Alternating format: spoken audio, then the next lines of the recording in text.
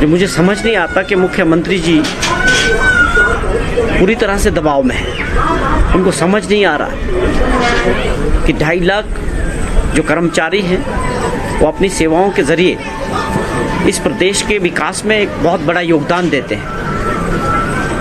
अगर आप उनको सैलरी देते हैं तो वो दूसरे तरीके से उन सैलरी के ज़रिए भी उस अर्थव्यवस्था में अपने परिवारों के लिए, अपने घर के खर्चों के लिए एक प्रकार से जो सहयोग करते हैं अर्थव्यवस्था को आगे चलाने में, सर्विस सेक्टर का एक बहुत बड़ा योगदान है। और हिमाचल प्रदेश का जो एम्प्लॉयज़ हैं वो प्रदेश के विकास के लिए एक अहम है और उनके साथ सरकार को जो है बातचीत करके जो है उनको बुला के उनकी जो समस्याएं हैं, जिन चीज़ों का समाधान नहीं हो पा रहा है, हमारी एक मांग है सरकार से और मुख्यमंत्री जी से कि उनको बुलाएं, उनके नुमाइंदों को बुलाएं, वो किसी भी वर्ग का सरकारी एम्प्लॉयज़ हो, और उनसे बातचीत के ज़रिए उनकी सारी मांगों के ऊपर जो है सरकार को विचार करना चाहिए। ये जो कुछ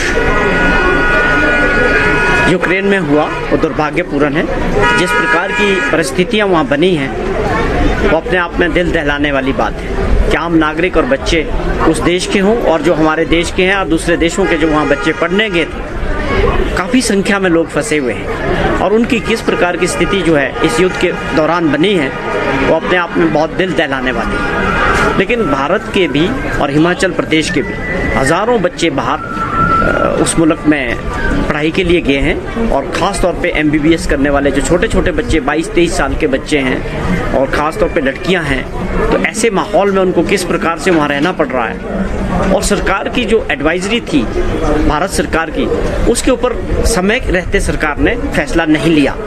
सरकार का इंटेलिजेंस क्या था, विदेश नीति क्या थी, वो पूरी तरह से क्वेश्चन मार्क पे है कि अगर समय रहते ये फैसला हो जाता, वहाँ फ्लाइट्स बढ़ जाती, लोगों को निकालने का काम किया जाता, तो आज ये परिस्थिति ना बनती। बहुत सारे ऐसे बच्चे हैं जो मेरे कांटेक्ट में भी आए, पेरेंट्स ने बात की है कि हमने बच्चों को लाने के लिए जो वहाँ का फेयर था तो 25,000 रुपया था, लेकिन आज जो है 80,000 रुपये तक भी उनको टिकट नहीं मिल रही है, फ्लाइट्स नहीं मिल रही है। और ख़ास तौर पे अगर हम हिमाचल की बात करें तो बहुत सारे बच्चे हिमाचल के अभी भी वहाँ फंसे हुए हैं। कुछ बच्चे आ गए हैं लेकिन बहुत सारे बच्चे अभी फंसे हुए हैं। लेकिन दुर्भाग्यपूर्ण बात यह है कि सरकार के पास पूरा आंकड़ा भी नहीं जुटा पाई अभी हमारी सरकार। माननीय मुख्यमंत्री जी ने पिछले दिनों कहा कि मेरी नॉलेज में केवल 7 बच्चे वहाँ हैं। ये बड़ा दुर्भाग्यपूर्ण बात है। सैकड़ों बच्चे फंसे हुए हैं। आपके पास मैकेनिज्म ही नहीं है कि आप पूरा पता कर पाएँ और किस तरह से आप उनको हेल्प करेंगे, किस तरह से उनके पेरेंट्स से बातचीत होनी चाहिए, तो उनको विश्वास में लेना चाहिए था। भारत सरकार से बात होनी चाहिए थी, उनका पूरा डेटा डिटेल जो है वो शेयर करना चाहिए था।